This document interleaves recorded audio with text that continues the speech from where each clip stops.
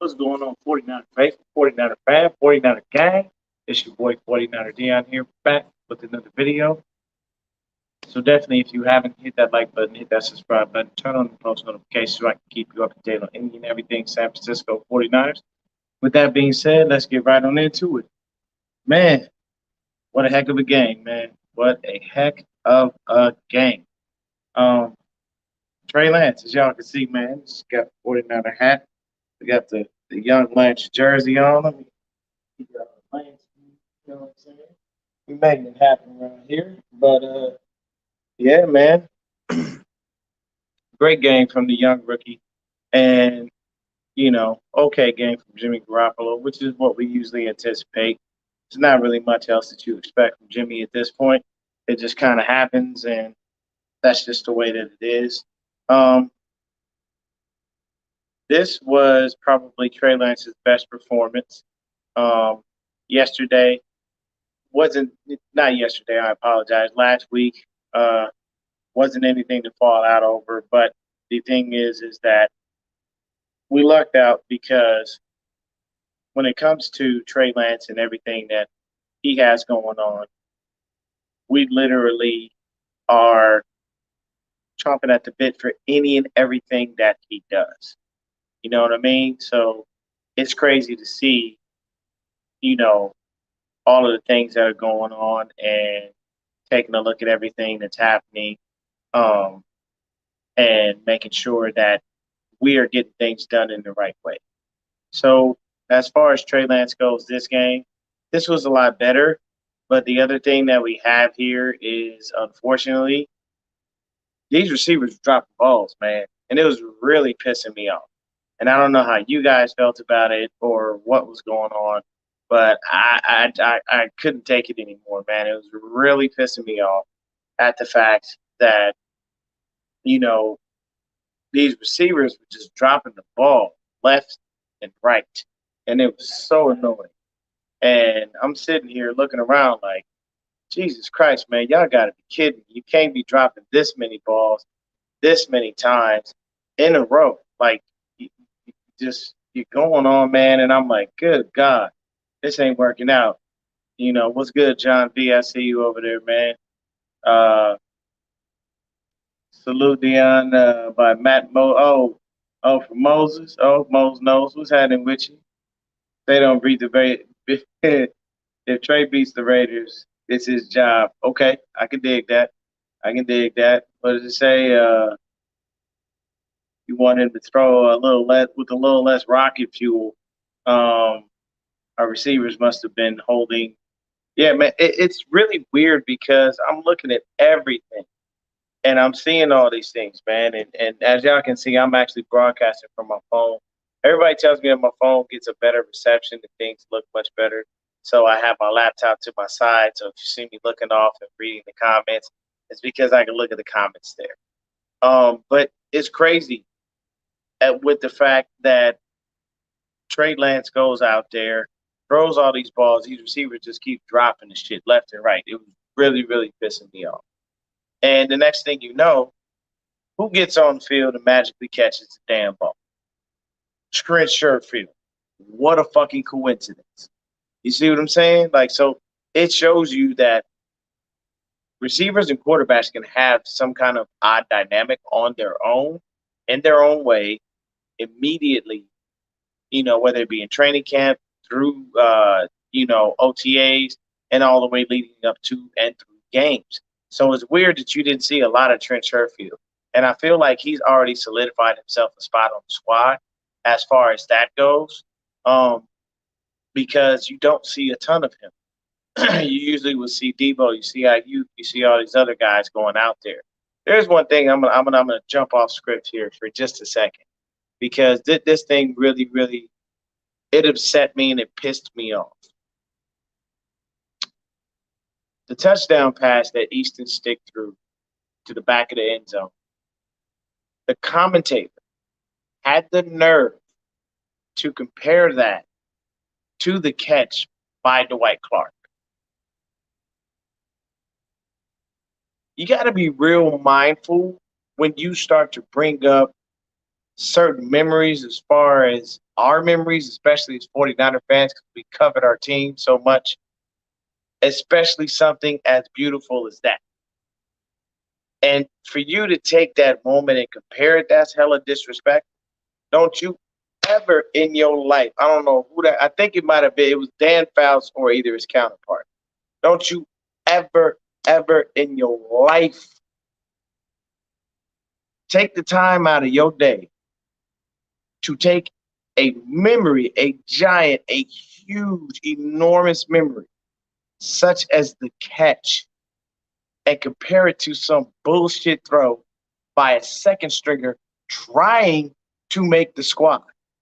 This was the great Joe Montana throwing a touchdown pass to Dwight Clark in the back of the end zone, and he had to throw the ball high. Like the dynamics of the catch versus that bullshit that Easton Stick did, they just don't match up. And for him to actually fix his mouth and even put it in his brain to say, oh, yeah, that was similar to the catch. What the fuck and why the fuck? Like that for me, man, it really pissed me off. And I was ready to fucking, I mean, if I ever saw him in person, I'd punch him in the mouth. Keeping it a buck. Don't ever take our memories and compare it to some little bullshit throw by. This dude's name is Easton Stick. A second straight quarterback trying to make the squad. Joe Montana was a Super Bowl winning quarterback trying to win a fucking Super Bowl. Don't do that. Don't do that. Like, come on, man. Have some fucking respect, man. At a bare minimum, like, we understand Dan Fouts, the greatest quarterback the Chargers ever had. But Chargers don't have? They don't have no fucking rings.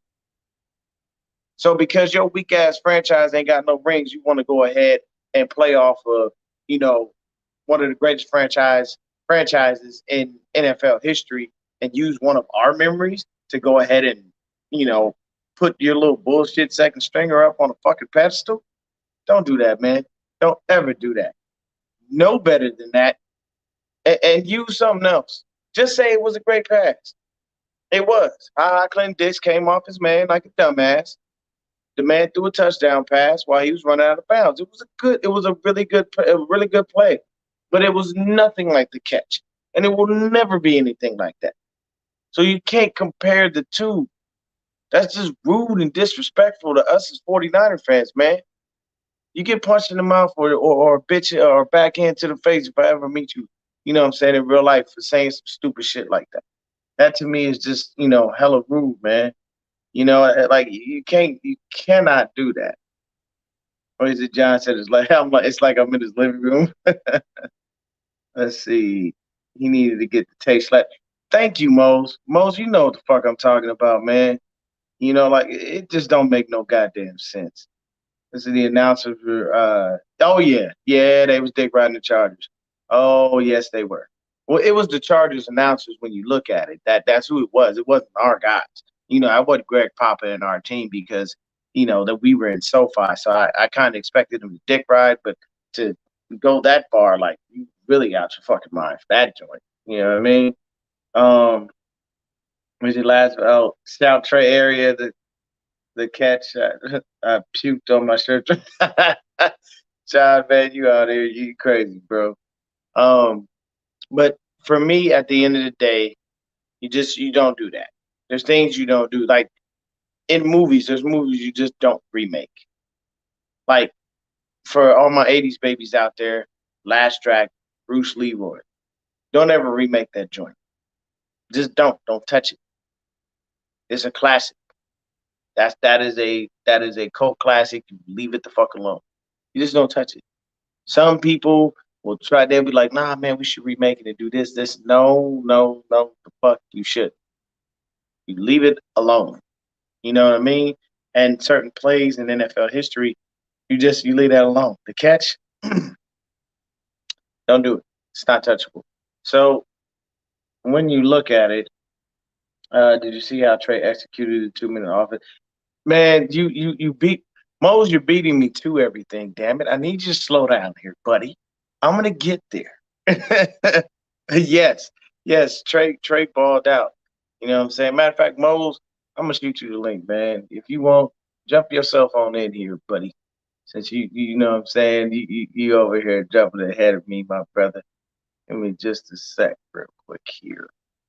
Hold the phone, just quick.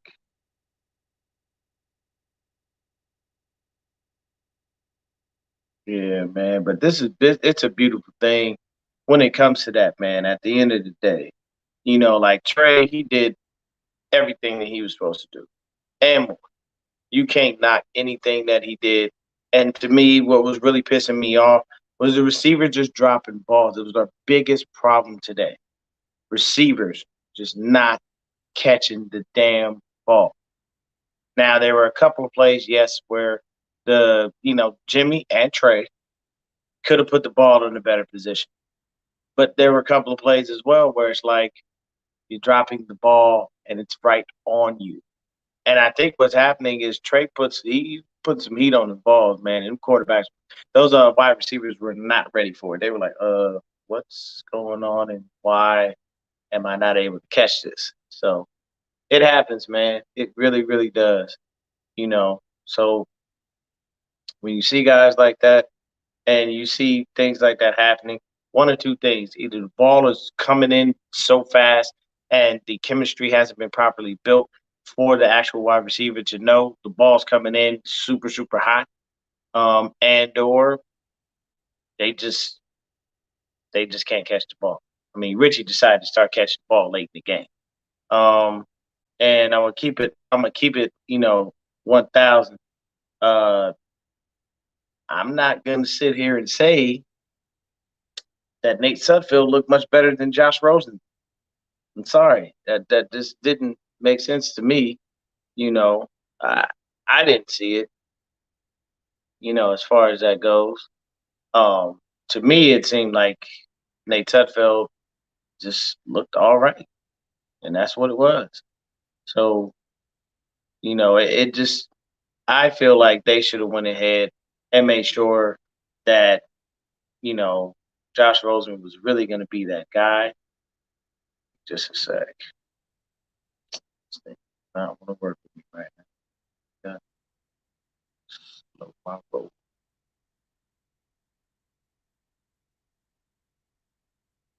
There we go. That's better.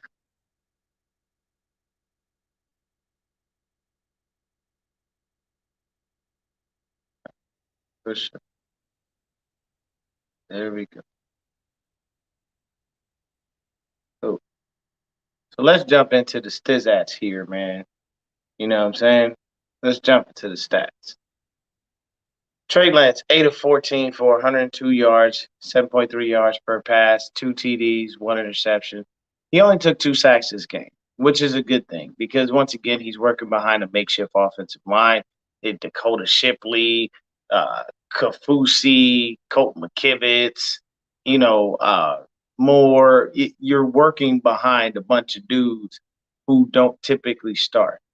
And if Shipley is our backup center, we are in deep shit because he was the one who screwed that center to quarterback exchange up when it was him and Nate Sudfeld because he literally hiked it right into his own nutsack. That's literally exactly what happened. If you watch the replay, because they showed it, he literally hiked bow right into your own balls, and then the ball just sat there. And Sudfeld was like, "Where the fuck is the ball?" And by that time, Charger comes in, he recovers the shit. On the interception, that was a little unfortunate for Trey Lance because, like, when you look at the plays and how things panned out, man, this is once again a situation where Trey Lance is 8 of 14 and he could have easily been 10 of 14, 11 of 14, 12 of 14. But people dropping the ball doesn't help shit. It doesn't give you the option to go ahead and take a look at things and say, okay, you know what? We're good. We're going to make this happen. Things are going to be okay. And it gets really, really frustrating, man, when we can't get this stuff going, and I'm definitely getting a little frustrated when it comes to the receivers not knowing what to do when the ball comes in hot. You got to catch that joint. So Nate Sudfeld, 3 out of 5 for 24 yards. No TDs, no interceptions. Jimmy G, 3 out of 6, 15 yards, and an interception. So if we didn't score these 2 touchdowns with Trey and we don't have that, we don't have that safety in the end zone, then we only win 13-10. And I don't know what's going on with Robbie Gould. I don't know what the fuck his problem is, but he needs to learn how to kick extra points. It's really getting annoying when he goes out there and keeps fucking up just an extra point. It's the simplest shit in the world. It's an extra fucking point. You've been kicking balls for I don't know how many years in the NFL, and you consistently keep fucking up extra points. I get it. It's preseason. The games don't count. But if you look like this in the preseason on something so simple as an extra point, which is executed time and time again, what the fuck is going to happen during the season? You going to keep fucking up the extra points and we're going to wind up losing because you couldn't hit a simple fucking 10, 15-yard field goal, technically speaking? This don't make no goddamn sense, man. So when you jump over to the rushing attack, Wayne Gallman, 15 carries, 72 yards, averaged about 4.8 yards per carry. Longest run was 12 yards. But Wayne Gallman, he had moments where he looked good, he looked great, and he shined, but he also dropped the ball. You know what I mean? It's like there were so many balls that were dropped that should have been caught, and that's all I could focus on. It's so hard for me not to keep repeating myself on that. When we look at Jimmy Garoppolo, he had one rush for 10 yards, and that got us the first down. Now, that run for 10 yards by Jimmy Garoppolo was fucking ridiculous. I could have sworn that was Trey Lance out there. The man, he got shifty, and he boogied on up the field for 10 yards. I was like, wait a minute, what? Why is Jimmy running? And Jimmy made it happen. Like, there are quarterbacks that run and quarterbacks that don't run. Let me state that before I say this. And quarterbacks that don't run usually look really weird and awkward when they run. Jimmy didn't look awkward when he ran. Jimmy actually looked pretty damn good when he ran the ball. I'm not going to say there a lot. He really did. He looked pretty good when he ran the ball. And I was pleasantly surprised to see that was the case. You know what I'm saying? So Jimmy got his small amount of yards. Michael Acey, 19 carries, 58 yards, 3.1 yards per carry. Trey Lance had one run for 8 yards. And he also converted the 2-point conversion, but it got called back on a penalty. So here's the thing. He actually ran. I was so happy that he fucking ran because I get tired of seeing him just sticking in the pocket. And it's like, man, if nothing is there and these dudes are covered and you've had the ball for like 6 fucking seconds, move, go, run. And I feel like they're tightening the reins on him and they're telling him don't run. They're telling him, Kyle and everybody else, and they're all like, hey man, don't run. We don't want you to run the ball. We want you to throw the ball. And it's like, bro, when I'm behind the shitty offensive line, the play breaks down, the pocket's fucked, everybody's covered. I know how to get out of there and get moving. Unleash me. Let me be free. You know what I'm saying? That don't make no sense. Stop holding it back.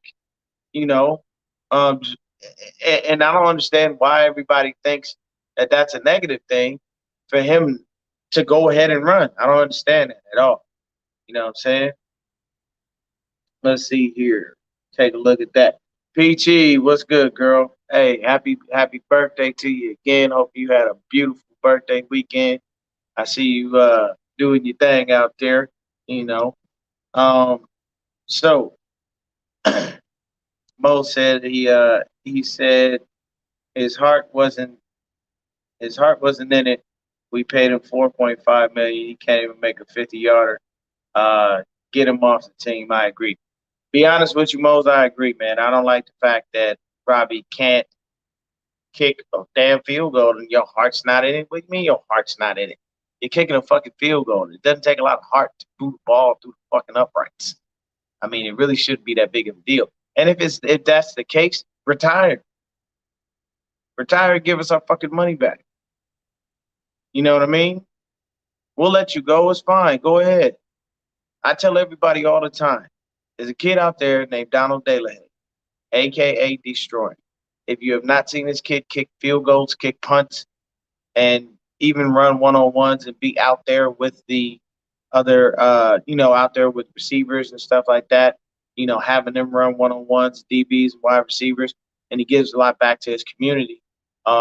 He's a YouTuber and his name is Destroy, DEE, Destroy, obviously. But he's great and he can actually fucking kick. Like, pick the kid up, let him try some shit. I understand he does YouTube, but believe you me, if you come to him with a nice little bag and say, "Hey, man, I need you to put the YouTube on hold to the off season. Can you go ahead and make sure that we, do what we need to do and focus on football?" Cool. All right, boom. Let him get in there and kick. It's fine.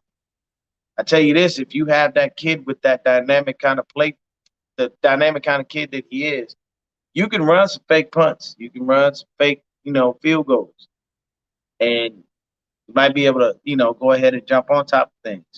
And it'd be real simple to make sure that, real easy to make that stuff happen. You know, Matt says, I think we should start Jimmy in week one. Moses says, facts. We can use that salary for other team needs and get undrafted free agents, 6th or 7th rounder. Yeah, those are things that all can happen, man. Everything can happen because at the end of the day, the beauty of it is I like the fact that we have everything that we need. And we just need to put it all together. I need to see Trent on the field. And I mean, Trent Williams. I know he's injured right now. You probably won't see Trent Williams for the rest of the preseason. They're going to hold him out, make sure nothing's wrong, let him heal up, and move on is fine. We already know what we're getting from Trent Williams. But this game, you saw no Jalen Hurts. So let's jump over to the receivers, see what we got.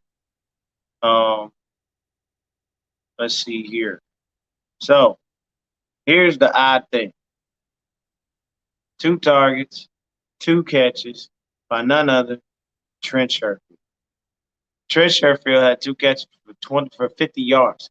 It's 25 yards a catch. His longest catch was 41 yards.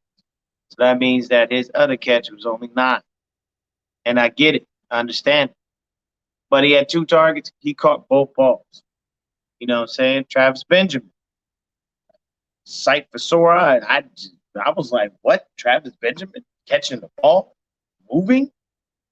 2 targets, 2 catches, 24 yards. Longest catch was 16 yards. So that means that his other one was what? A little bit less than that, 8 yards. So he had that touchdown pass from Trey Lance. You see what I'm saying? So he comes in, he does little small things. We picked up Travis Benjamin specifically because he was going to be our return guy in the end. That was what his job was supposed to be. He opted out due to COVID. Now he's back. So it is what it is. Richie James, 2 out of 3 catches, 16 yards, only 8 yards a catch. His longest one was 11. But that catch that he dropped, he should have caught the ball. And there are things that Richie does, just you see, and you're like, he ain't gonna make the squad. You know what I'm saying? Juice, 1 catch for 9 yards. Debo, 1 catch for 9 yards, and he was targeted twice. Mohamed Sanu, 1 catch, 5 yards. TD, that was a quick little spot. The other Trey Lance TD pass. But he wound up dropping 1. Hit him right on the fucking hands. Charlie Warner, he was targeted, dropped the ball. Brandon Ayuk, targeted 3 times, only caught 1 pass, 3 yards. Wayne Gallman, he was targeted, dropped. Simba Webster, he was targeted, dropped. So you see what I'm saying? Like, this doesn't add up. All those targets. So we had 22 targets and 14 catches. And I can tell you right now, of those, 8 catches that were missed, I guarantee you at least 6 of them should have been caught. That's a problem because you can't keep. The thing is us as real fans and people who really know, what we're looking at in the game, we know that there are certain things that are not on Trey Lance. There's somebody that would look at these stats and go, he played like a rookie. But when you actually watch the game and you see what's been happening, you see the dynamics of the offensive line, you see, what's going on with the receivers, you're like, yo, I can't blame this young kid. He doing what the fuck he's supposed to do. So jump over to the defensive side of the ball. One thing I can tell y'all, man, is we so deep on this defensive line. We so deep. When we rotate guys in and out, we don't have a negative impact. Like we literally just keep rotating in dudes and they keep making plays. They keep getting pressure. Like everything just seems to work. And the other thing is the blitzing. See, we didn't blitz a lot under Robert Saleh. We barely blitzed. I think we were like the team in the league that we led the league in like the least amount of blitzes for the whole time he was here. And what did D'Amico Ryan say? We're going to get a little more aggressive. We're going to throw some things in there. We're going to blitz a little bit.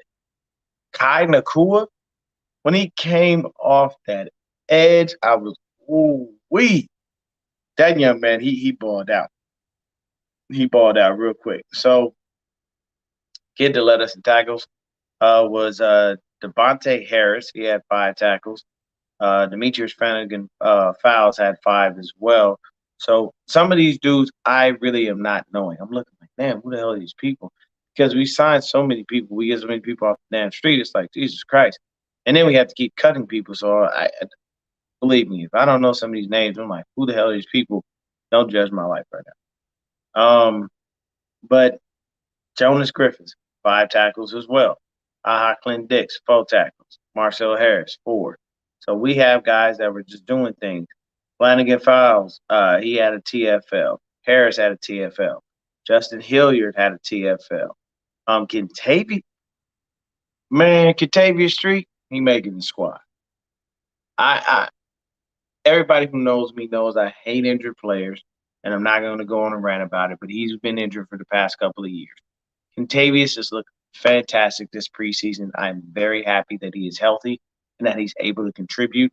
I think Kentavious Street definitely makes this goddamn team. And if he doesn't, somebody's snatching his ass off. They're snatching him up so quick. He has played so damn well, man. Kentavious Street, 3 tackles.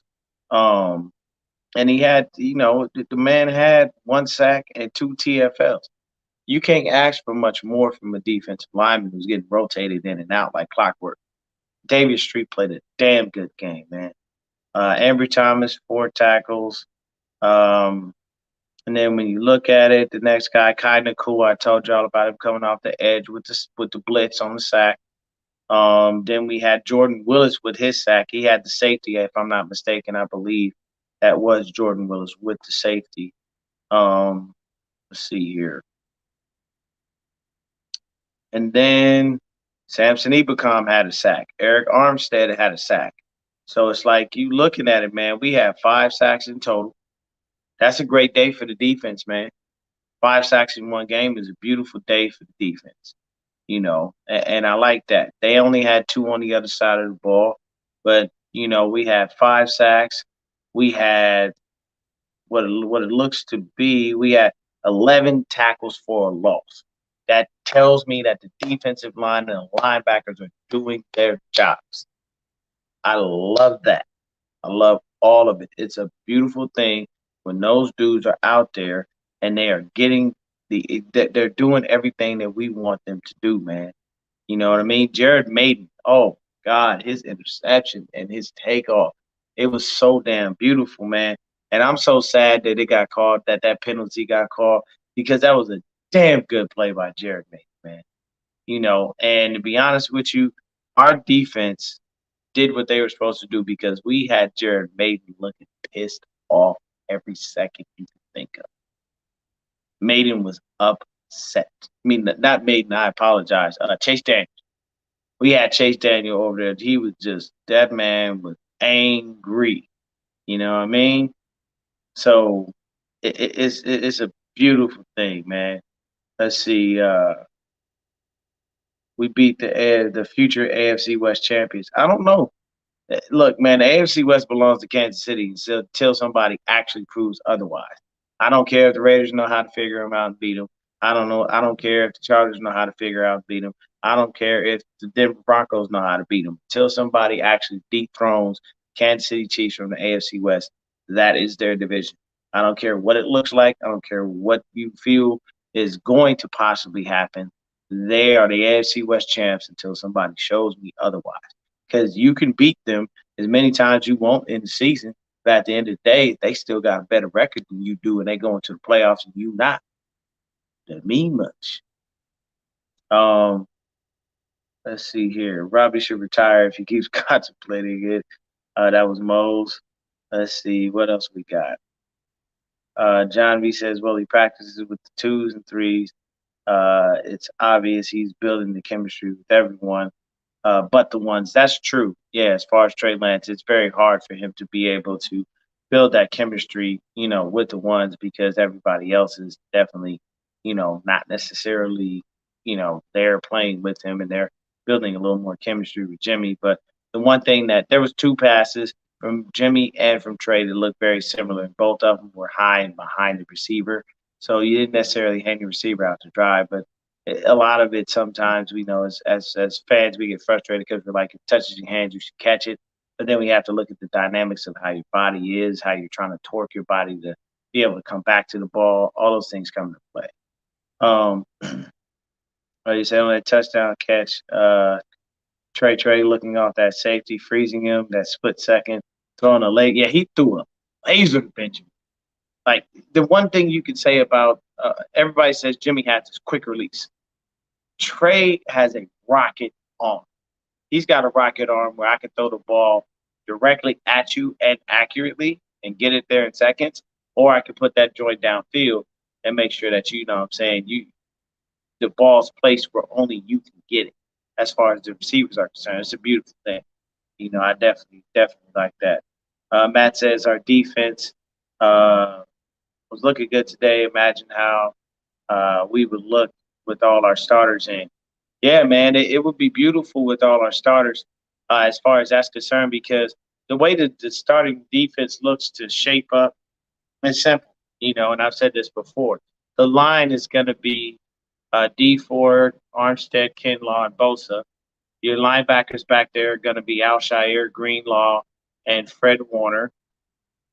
Your starting defensive backs most likely will be Jason Verrett and Emmanuel Mosley. And then, of course, you throw Kwan in the slot on the nickel anytime he's in there. And then your safeties are obviously they're supposed to be Jimmy Ward and Jaquiski Tartt. But Gus Tartt is still hurt. Most likely it'll be Jimmy Ward and Tavon Wilson. Talanoa Hufanga played another beautiful game. I have no quarrels, no qualms about what he did. He always looks great, and he's doing a fantastic job. John B says, will Maiden make the 53? I believe he will, strictly based on the fact of what he's shown. Jared Maiden is nothing to scoff at, and he is actually a really good player. You got to remember he came from a pro-style defense playing at Alabama. So that's the one thing, as much as people may not like Alabama, you might get a little frustrated, as far as them dominating the college football ranks. It's still Alabama, and they still churn out NFL talent on a consistent basis. So I like the kid, and he turned on some. I didn't think Jared Maiden was that fast. He turned on the Jets to get in the end zone. So seeing that gave me a little more confidence in him as well, because I like game speed more than what me and Tony and so many other people refer to as the Underworld Olympics. I like game speed versus the 40. The 40, you're not fully padded, you don't have on a helmet, and it's extremely rare, once again, that you're going to run 40 yards in a straight line in a game. Because if somebody's chasing you down, what do? You take an angle. Because then they have to take that angle with you. And now if they're just that fast, they can still catch you. But sometimes you take an angle, you kind of, don't judge me right now. I'll go back to when my kids were little. They used to watch Madagascar. And Alice the Lion would say, do the squiggly squid maneuver. So that's basically what you're doing on the field when you got somebody that's too fast and they're trying to get you. just quickly squid that joint because you're going left, you're going right, you're going left, you're going right, and you just try to make sure that you actually make it to the end zone without getting tackled. So, um, I think that it does work out for him. Yeah, I think that Maiden actually does make the squad. Um, but when you look at it, Mitch Wish, 7 punts, 326 yards. He had 46-yard punt. This game, his punts looked a lot better. He looked so much better, and they had so much yardage on, and it looked great. Because in our first game, his punts were very short, and I was really really concerned. And I was like, "What's going on?" I mean, of course, we're in an enclosed, dome. They can retract the ceiling on that stadium, but I think they were playing, closed off, just for the first time, for fans actually even being in there and being able to enjoy the spot. Hopefully for them as a franchise, they made a ton of money today, and they saw some good returns because they for damn sure needed it opening that brand new stadium. Nobody was in that motherfucker last year. So, like I said, Mitch Wish, he did a good job. Richie had 2 returns for 42 yards. He had that long 32-yard return, which was definitely a surprise. Travis Benjamin was out there. So when it came to special teams, what happened was we had it. It was really between Richie and Travis Benjamin. They didn't really feature Simba Webster in there like we all would have liked to have seen. So I think Travis being healthy, being ready to go, gives him the edge in the return game as far as that's concerned. Even though he only had 1 return for 12 yards, he is more of a dynamic returner, and he is faster than Richie J. Plus, if he continues to do the little small things that he did, he gives you a great, take the top off your guy, take top off the defense kind of guy as far as the receiving is concerned. So I'm gonna say, for this game, like I said, main focal point, to be honest with everyone and keep it a buck, is the receivers have to catch the fucking ball and not be dropping it. Yes, there are a couple times where the quarterback should have put the ball in the right spot. But what we could have done better strictly was just to be smart about it. Allow the quarterback to get the ball to the right place. At that same time, catch the ball if it hits you right in your hands. Like if it's right there, come on, man. That's just not possible. Still say Hurd and Richie are splitting that Uber out of here. Man, I keep getting into spats with people left and right about Jalen Hurd. And here's my thing. I will stick to what I said, and I'm not coming off. Jalen Hurd does not need to be on this team because he cannot stay healthy. If you cannot stay healthy and you're just sucking up a roster spot and wasting our money, why are you here? That's period. That's it. You're injured, bro. It happens. But when it happens 3 years in a row, we should not be wasting a roster spot on a guy like you when somebody else better than you could make the team. Like, I'll give you a prime example. If we cut Jauan Jennings and keep Jalen Hurd, I'm going to be living. And I'm going to go on a 45-minute rant. And I'm going to bring John B on with me because we're going to rant together. Because John B is the king of rants. And, he goes off and goes insane. So do I. Like that's what I mean. You can't keep holding out hope for a dude that ain't gave you nothing to hope for. You can't hold on to 2 years ago in a preseason game. And I'm sorry, yeah, he looked all right at Baylor, but that was his only year playing receiver. Yes, you go 6'4", 230, 220, whatever he is. And he plays bully ball. He runs like a running back. He was a running back. He was there before Alvin Kamara was there.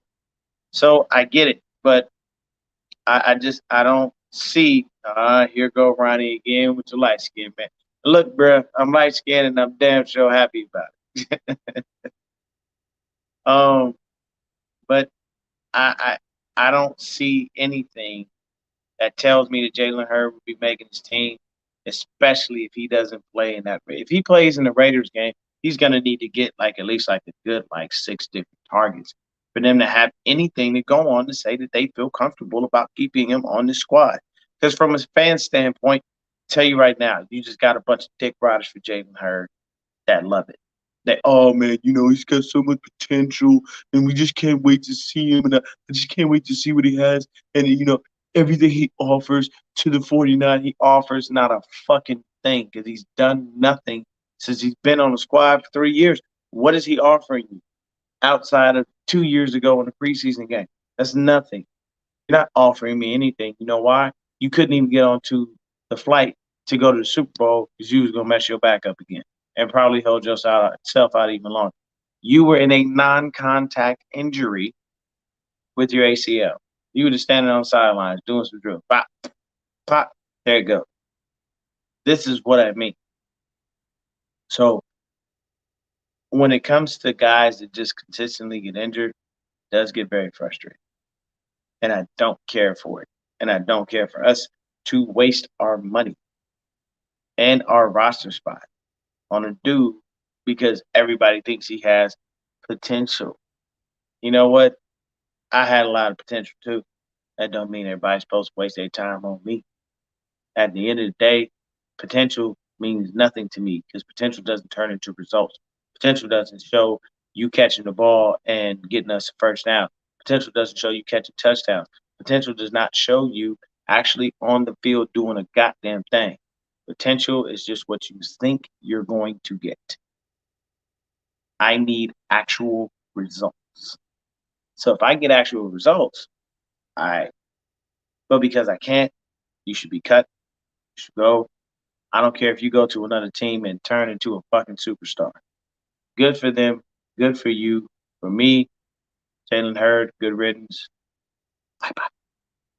So that's just me. Um, and I honestly think that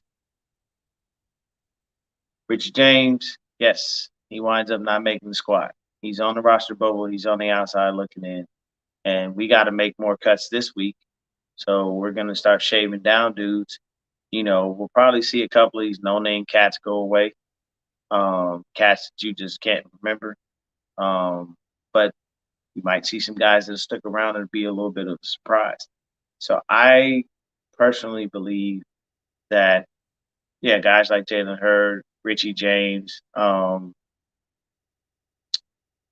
couple of these offensive linemen, Kafusi, and a few of these other dudes, they're on the outside looking in. I mean, when you know the names, you know these guys are most likely to make squad.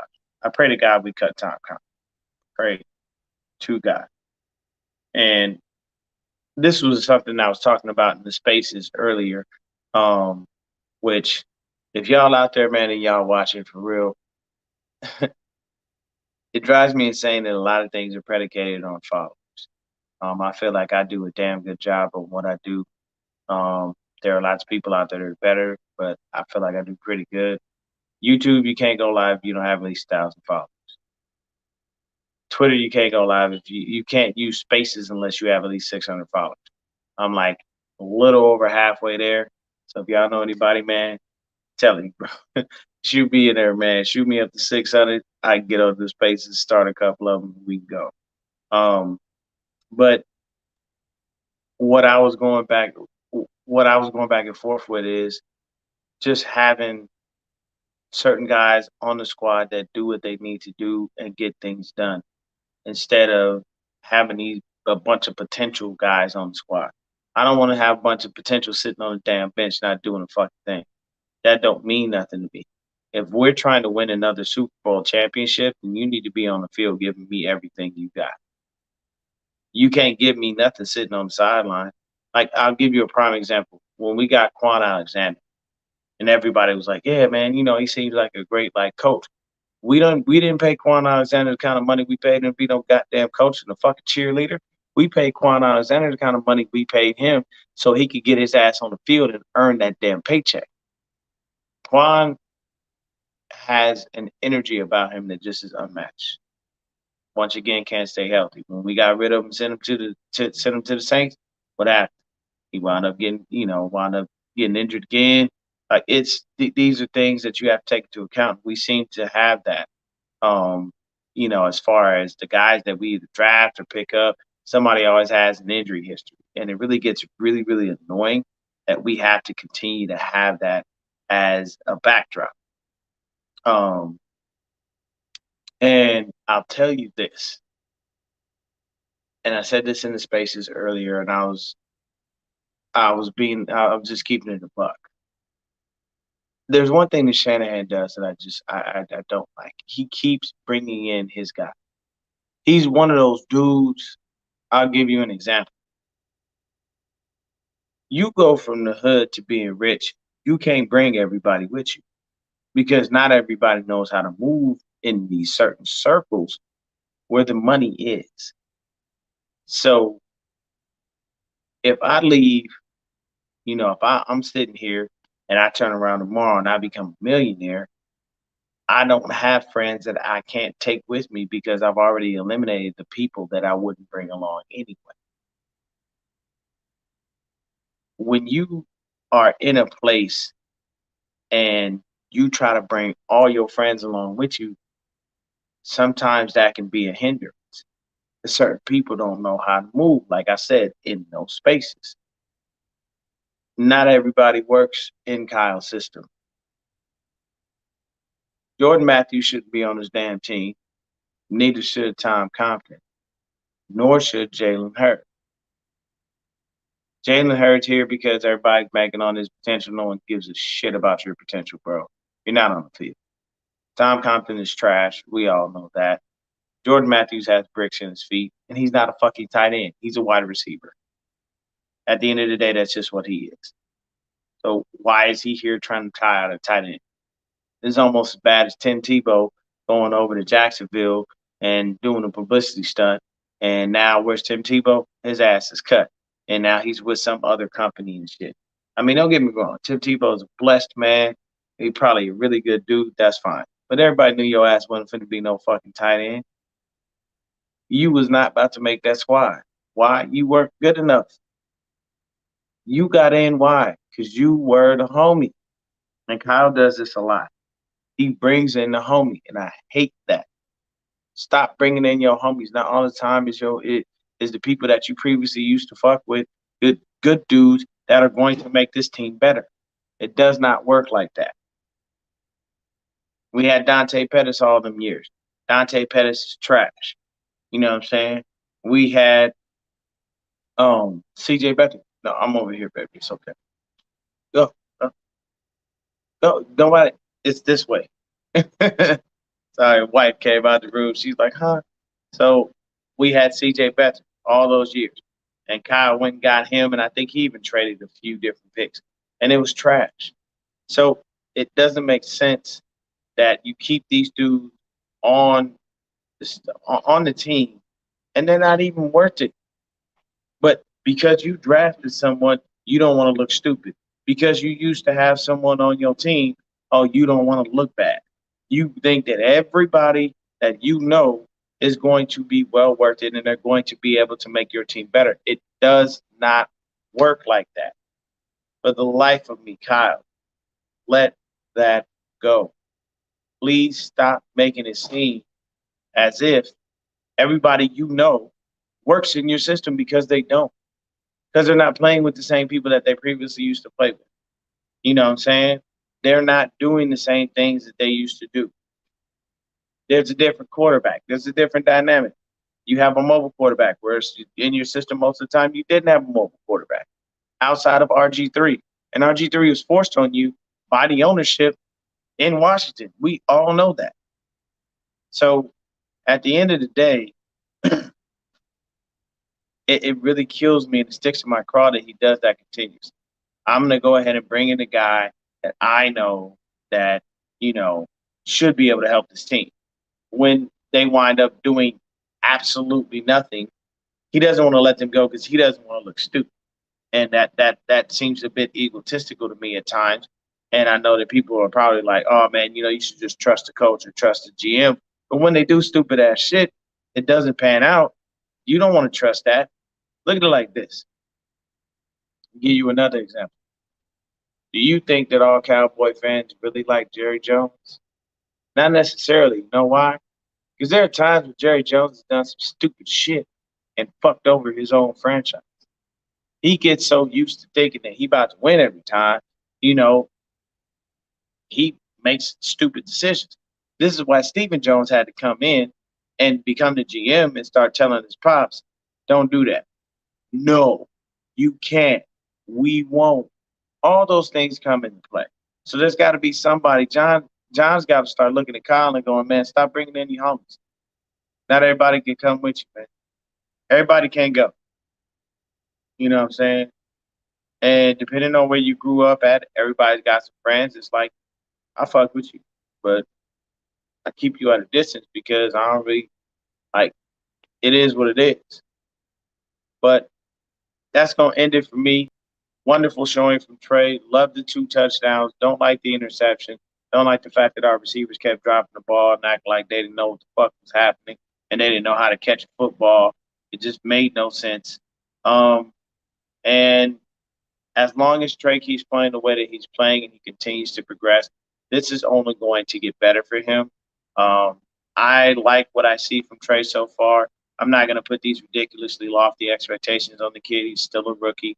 He still hadn't played football in pretty much almost a year, and he's getting his feet wet in the NFL with a makeshift offensive line that we all know is definitely not the greatest. So, with that being said, man, I appreciate y'all for tuning in. If y'all know anybody that, definitely loves 49er football, definitely send them my way. We keep these subscribers getting up. Just so y'all know, this hat right here, I'm getting one from my dog Breezy. Just waiting on his size to come in the lids. And then this Trey Lance jersey, just so y'all know, this joint is straight fire. I love it. And I picked both of these joints up on game day. So I was very happy to see that as far as that's concerned. Just looking in the store and seeing that number 5 jersey, I figured out what it was, and I was like, man, I got to go with that. But thank y'all for tuning in. I appreciate y'all. Y'all have yourselves a wonderful evening. Stay faithful, stay blessed, and most of all, go Niners. Y'all gotta give me a sec before I actually go. I have to take this thing down real quick. But man.